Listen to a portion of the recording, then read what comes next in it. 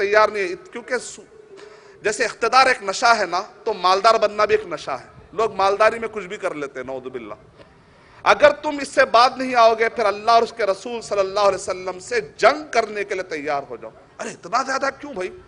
سود کی وجہ سے کہہ رہے کہ زنا سے بھی زیادہ بڑا گناہ ہے. 33 مرتبہ، صرف 1 درہم کھا لیں گے تو 33 مرتبہ زنا کرنے کا گناہ. اگر اتنا بڑا کیا پرابلم ہے اس کے اندر کہ زنا سے بھی بڑا ہے.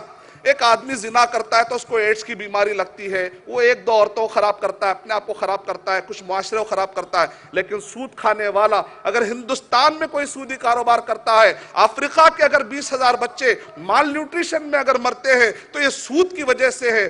ظاہر میں تجارت ہے، حقیقت میں جوا ہے. سود ایک کا لاکھوں کے لیے مرگ مفاجات. یہ علم، یہ حکمت، یہ تدبر، یہ حکومت، پیتے ہیں لہو دیتے ہیں تعلیم مساوات.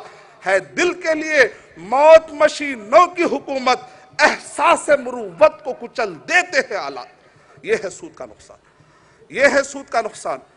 آپ یہاں پر اگر کوئی سود کھاتا ہے، افریقہ کا بچہ اگر مرتا ہے، قیامت میں کہیں اس بچے کا گناہ ہمارے سر پہ نہ جائے. کیا نہیں ہوا 2008، 2009، 2010 وہ سود سے چلنے والے اداروں نے کیا دیا؟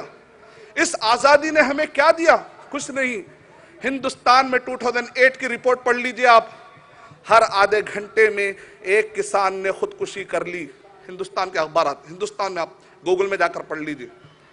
ایک دن میں نہیں، ایک دن میں 2 نہیں، 1 گھنٹے میں 2. ایک دن میں 48 کسان خودکشی کر رہے ہیں.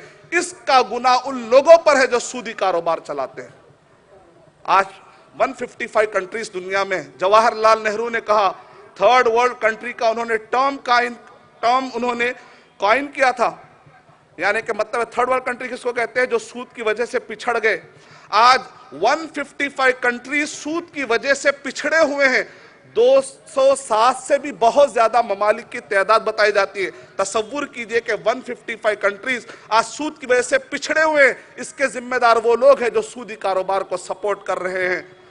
جب ریسیشن آیا، ریسیشن کا مطلب ہوتا ہے products are there but there is no buyer to buy it. Inflation کا مطلب ہوتا ہے products are there but they are very expensive. Credit crunch کا مطلب ہوتا ہے projects are there but there is no financer to finance it. جب recession آیا، معاشی بحران آیا، کئی شریف لوگوں کو جیلوں میں جانا پڑا. کئی لوگوں کے چیک باؤنس ہو گئے. آن کی آن میں خوشی کے گھرانے افسوس میں بدل گئے. کئی بچے یتیم اور نادار ہو گئے. کئی عورتیں بیوہ ہو گئی کیونکہ قتل و غارت گری کا ایسا ماحول بچا. ایک آدمی اپنے گھر میں بھی آج چین سے نہیں رہ سکتا. جو سود کھانے والا ہے وہ قرضداروں سے بچتے ہوئے گاؤں کے اندر چھپ کر زندگی گزار رہا ہے. وہ اپنے گھر میں سکون سے لائف بھی نہیں گزار سکتا.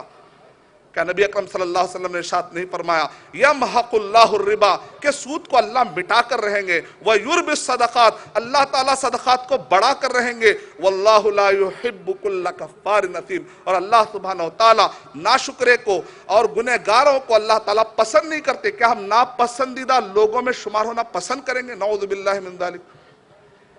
bloomberg.com کے مطابق جب ریسیشن آیا تو اس وقت پر ہر 10 منٹ میں ایک آدمی کی جاب چلے گئی. اس کے ذمہ دار کہتے ہیں آج کے لوگ بھائی مسلمان امپلائمنٹ کے بارے میں بات نہیں کرتے، مسلمان امپاورمنٹ کے بارے میں بات نہیں کرتے.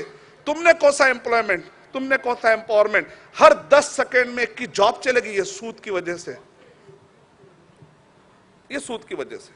اور اگر ہم دوسری طرف دیکھیں صدقہ، آیت کا دوسرا ٹکڑا ہے کہ صدقے کو ہم بڑھا کر رہتے ہیں. تو صدقے کے بارے میں یعنی کہ فی الوقت پوری دنیا جس وقت پر ریسیشن آیا تو اس وقت پر مال جو تھا $65.61 ٹریلین، اس میں سے 2% حصہ 7 بلین انسانوں میں سے 50% لوگوں کے ہاتھ میں بھی نہیں تھا، 10% لوگوں کے ہاتھ میں بھی نہیں تھا، 1% کے ہاتھ میں بھی نہیں تھا، 0.15 کے ہاتھ میں 2/3 کرنسی رکھی ہوئی تھی.